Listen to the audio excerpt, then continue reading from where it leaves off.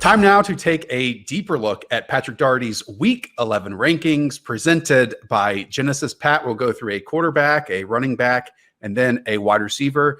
Let's start off, since he almost certainly will be making his first start for the New Orleans Saints. That is Jameis Winston facing the Atlanta Falcons.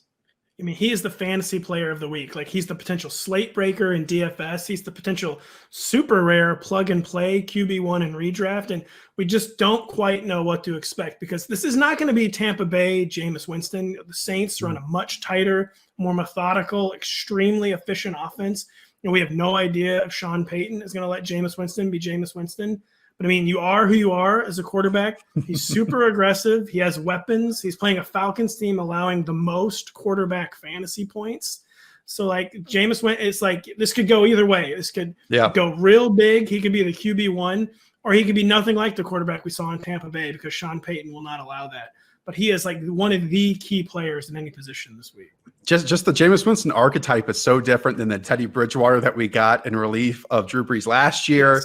And obviously of Drew Brees this year. But it is fascinating. And the point that you made, Pat, about, not having Chris Godwin and Mike Evans and OJ Howard, I mean, that trio was able to lift Jameis Winston to quarterback 5 status and points per game last year. You have him around the quarterback 8 this week. So I just hope we do see, the same stripes on the zebra in Jameis, that is, that downfield shots. And he hasn't changed too much due to his LASIK surgery. Yeah, Jameis Winston is probably incapable of change as a quarterback. And the other variable, too, is just what level will be Taysom Hill's involvement. Yeah. So, because it's a super fun wild card situation in fantasy. All right, next up, and in that same game, you have Todd Gurley ranked around the running back 16 mark.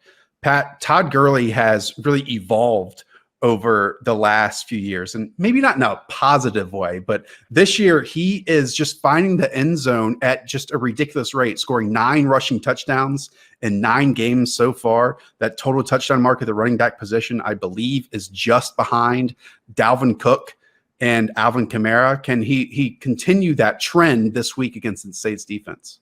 Yeah, it's weird, because he's like been the classic usage-based RB1, not someone like if you were doing this in talent that you would have in the top 12, but he gets almost 20 carries every week. He scores a touchdown almost every week, but this week he plays a Saints defense allowing the second fewest running back fantasy points.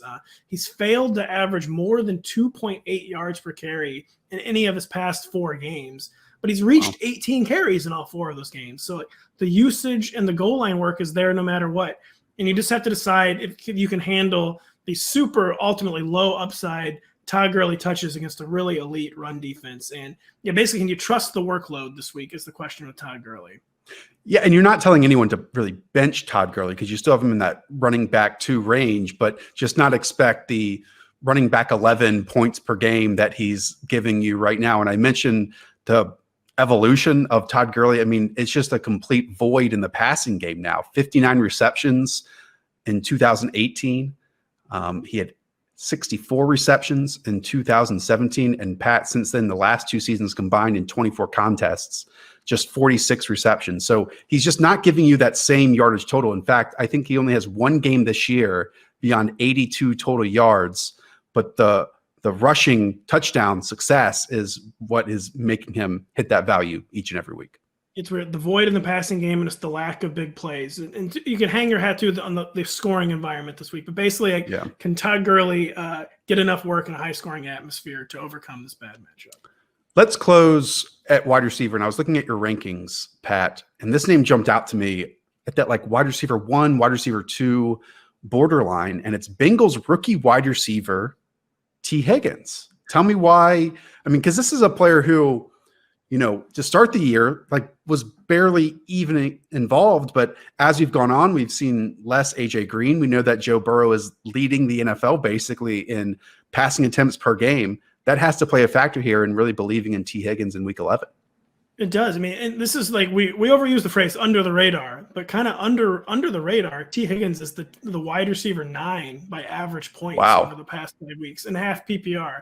So just it's all about the consistent usage with him, where he's had 6 catches 3 of the past 4 weeks. The 4th week he had 5 catches. And he's had at least 8 targets 3 of the past 4 weeks, and he has emerged as the Bengals' primary outside receiver. Like you said, in an offense that is throwing as much as any in the NFL. Washington is a tough match. They do not allow a ton of receiver fantasy points. They have a good pass defense, at least in terms of like raw yardage allowed, kind of like on a per play basis. It's a more approachable unit if you look at it that way, but it is very concerning from like a raw yardage perspective. So, but just at some point, the usage, you just can't ignore the usage. And even if it's a low scoring day, even if they're not getting many yards per play, it's very difficult at this point to see T. Higgins catching fewer than 5 or 6 passes. And that puts you in the wide receiver 2 mix and even thrusts you into the – if you have that high of a floor, and he's had 200-yard games recently too, so he's establishing ceiling. So he just has such a bankable floor, and he's establishing ceiling.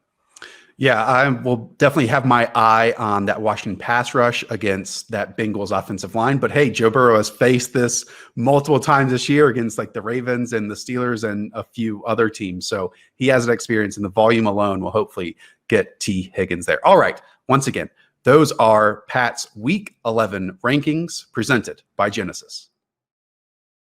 Hi, I'm Mike Tirico, and thanks for watching. Make sure to hit subscribe for the latest news and highlights from NBC Sports.